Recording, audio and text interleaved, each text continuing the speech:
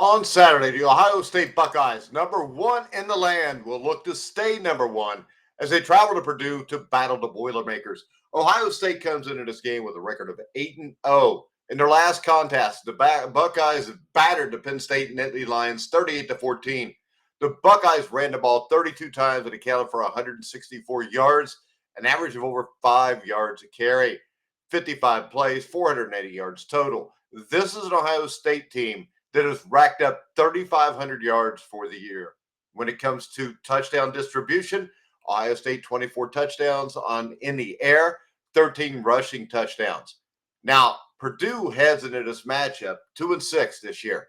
Better than last year, where all they could do was beat Indiana State. In their last game, the Buckeyes went home defeated by a final of 21-16, but they played well against Michigan.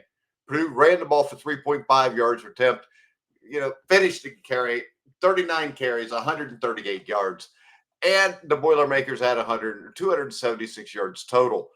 The Boilermakers secondary allowed a completion percentage of 60%, relinquishing 140 yards on just 13 of 22 passing. You could guarantee you Ohio State will throw the ball, and they'll throw it much more effectively than what Michigan did. Now, the Boilermakers are allowing 27 points a game, which is 87th in D1. They surrendered a total of almost 1,500 rushing yards. That's the kicker here. 160.6 yards per contest.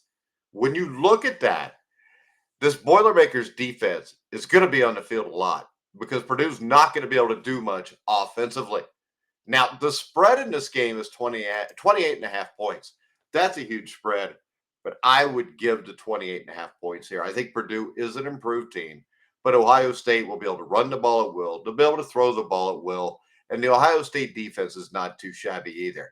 I think in the end, Ohio State wins this game 52-17. They covered a 28.5 point spread, and they continue headlong towards Michigan, and then a Big Ten championship game of 1 versus 2, Indiana versus Ohio State.